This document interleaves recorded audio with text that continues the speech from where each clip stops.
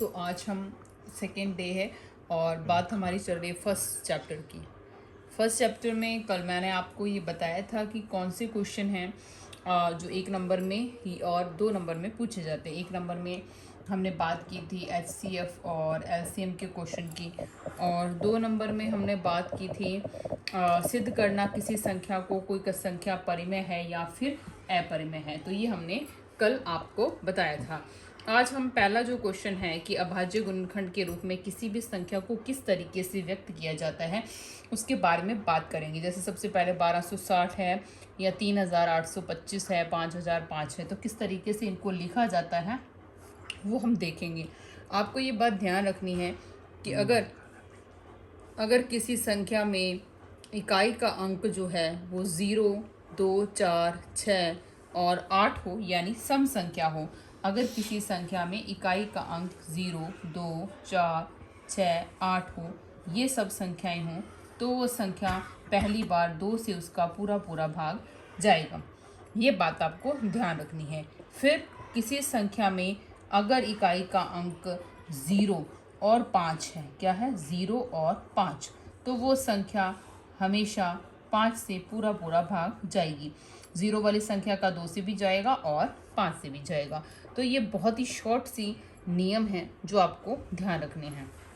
उसके बाद इसको हल कैसे करना है तो वो हम देखते हैं। देखो, अब इसमें इकाई का अंक है 0, तो 2 से भाग जाएगा। 2 से भाग जाएगा तो 12 जो है वो 2 के पहाड़े में कितने नंबर पर आता है, तो 6 नंबर पर आता है। 6 2 के पहाड़े में कितने नंबर पर आता है, तो 3 पर, और 0 की जगह क्या आ गया, 0 आ गया। वापस इकाई का अंक 0, तो हम वापस 2 से भाग देंगे। अब 6 2 के पहाड़े में कितने नंबर पर आता है, 3 नंबर पर। क्या 3 2 के पहाड़े में डायरेक्ट नहीं आता, लेकिन 3 से छोटी संख्या 2 है, और 2 के पहाड़े में कितने नंबर पर आता है, 1 नंबर पर आता है। तो 1 हासिल बच गई, शेषफल बच गया। जैसे 3 को अगर हमने 2 से भाग दिया तो 2 एकम 2 और 1 शेषफल बच गया। ये शेषफल 1 के साथ 0 के साथ जुड़ेगा तो 10 बन जाएंगे, और 10 2 के पहाड़े में कितने नंबर पर आता है, तो 5 नंबर पर आता है। यहाँ तक बात खत्म हो गई। अब इसमें इकाई का अंक आ गया है 5। तो मैंने अभी बताया कि अगर इकाई का अंक 0 या फिर 5 है तो हम उसको किस से भाग देंगे, 5 से भाग देंगे। तो अब हम 5 से भाग देते हैं, तो 5 से पहाड़े में डायरेक्ट 31 नहीं आता, लेकिन 30 आता है, और 30 कितने नंबर पर आता है, 6 नंबर पर आता है। एक शेषफल बच गया, 1 और 5 मिलकर बन जाते हैं 15, और 15 5 के पहाड़े में कितने नंबर पर आता है, 3 नंबर पर आता है। तो ये ख़त्म हो गया। अब उसके बाद हम बात करते हैं, तो यहाँ पर आ गया 63 यानी 63। अब आपको ये देखना है कि 63 जो है वो किस पहाड़े से कट जाएगा। तो हमें मोटा मोटा दिख रहा है कि 6 और 3 जो हैं वो 3 के पहाड़े में ही आते हैं, तो हम 3 यहाँ लिखेंगे, ठीक है। और 3 के पहाड़े में 6 कितने नंबर पर, 2 नंबर पर, और 3 1 नंबर पर। अब 21 हमें पता है, 3 के पहाड़े में 7 नंबर पर, और 7 एकम 7। तो इस तरीके से किसी भी संख्या को हम अभाज्य गुणनखंड के रूप में व्यक्त कर सकते हैं, ठीक है। तो नेक्स्ट जो है वो है 3825। तो हम एक संख्या और जो है वो मैं आपको करके दिखाती हूँ।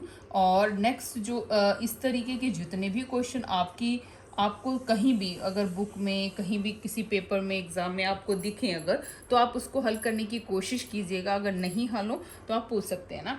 देखिए 5 है इकाई का अंक, इसका मतलब भाग किससे जाएगा, तो 5 से जाएगा। हम 5 से चेक करते हैं।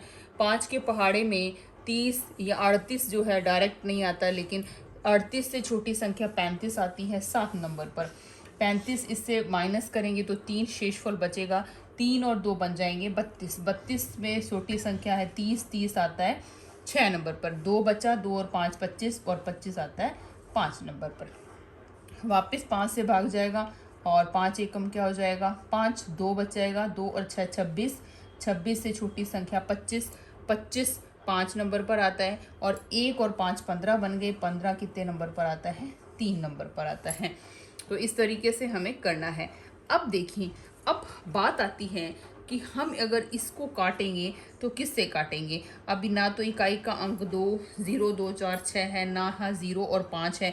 लेकिन इसमें एक चीज़ और आपको मैं बताती हूँ कि 2 से भाग देने का तरीका हमने सीख लिया, 5 से सीख लिया। तो 2 और 5 के बीच में संख्या आती है 3 और 4। तो 3 से भाग देने का तरीका क्या होता है, देखिए इनके कोई भी संख्या है उसके सभी अंकों को आपने जोड़ना है। जैसे 5 और 1 6, 6 और 3 हो गए 9, तो 9 जो है वो 3 के पहाड़े में अगर आ रहा है तो ये संख्या 3 से विभाजित होगी, मतलब पूरा पूरा भाग जाएगा। और अगर वो नहीं आ रहा है 3 के पहाड़े से रिलेटेड तो इसका मतलब उसका भाग नहीं जाएगा। जैसे यहाँ अगर हम बात करें इस क्वेश्चन में 6 और 3 9 होते हैं, तो 9 3 के पहाड़े से पूरा पूरा कटेगा, इसलिए ये भी कटेगा ना। और यहाँ अगर बात करें 3 और 1 4, 4 और 5 कितने हो गए 9, तो ये 315 भी 3 के पहाड़े से पूरा पूरा कट जाएगा। इस तरीके से हमें इसको हल करना होता है, ठीक है। तो मैं इसको 3 से काटूंगी। 15 3 के पहाड़े में 5 नंबर पर, और 3 जो है वो 3 के पहाड़े में 1 नंबर पर आता है। अब 51 आ गया, और 51 का जोड़ 5 और 1 की तरह बनता है 6, 6 3 के पहाड़े में आता है, इसका मतलब ये भी 3 से पहाड़े से कटेगा। और 3 के पहाड़े से कैसे कटेगा, तो हमें पता है 17 तिया 51 होता है, और 17 एका 17 हो जाएगा। तो ये हमने क्या लिख दिया, 3825 को अभाज्य गुणनखंड के रूप में व्यक्त किया है। और इसको पूरा लिखना है तो आप इसको इस तरीके से लिखेंगे आंसर में। इनके गुणनखंड को जो है वो इस तरीके से, पहले 2 को लिख दिया, फिर 3 2 बार आया, फिर 5 को लिखा, और फिर 7 को लिखा, तो ये इसका आंसर हो गया। फिर इसको लिखेंगे तो पहले 3 को लिख दीजिए, 2 बार 3 आया, 2 बार 5 आया, और 1 बार कितना आया है 17। तो इस तरीके से हम किसी भी संख्या को अभाज्य गुणनखंड के रूप में व्यक्त कर सकते हैं। और 5005 जो है वो रह गया है, और वो आप खुद करके मुझे एक बार दिखाएंगे। और जो अगले क्वेश्चन है HCF LCM के क्वेश्चन, उनका एक शॉर्ट वीडियो कल डाल देंगे। वैसे तो इसका HCF LCM मैंने टोटली बताया हुआ है कि किस तरीके से हम इसको शॉर्ट रूप में फाइंड कर सकते हैं, और किस तरीके से लॉन्ग मेथड, अगर आपको 2 या 3 नंबर का क्वेश्चन पूछा जाता है तो थोड़े लॉन्ग मेथड में आपको उसको करना होता है, और वो तरीका मैंने आपको समझाया हुआ है। लेकिन फिर भी अभी ये सीरीज चल रही है, तो इसमें चैप्टर टू चैप्टर और डे टू डे हम बात करेंगे, तो आपको वो दोबारा बता दिया जाएगा। Thank you.